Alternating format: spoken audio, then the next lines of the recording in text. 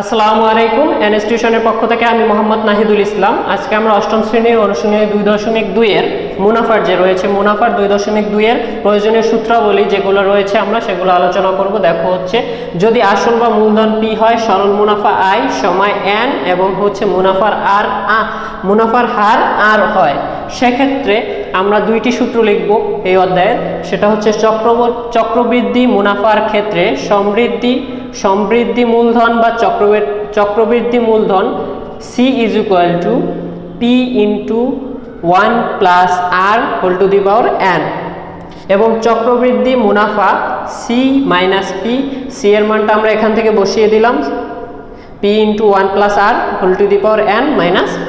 তাহলে এই সূত্রগুলো আমরা প্রয়োগ করে 2.2 এর যে অঙ্কগুলো রয়েছে সেগুলো সমাধান করব। তো ভালো থেকো, সুস্থ থেকো।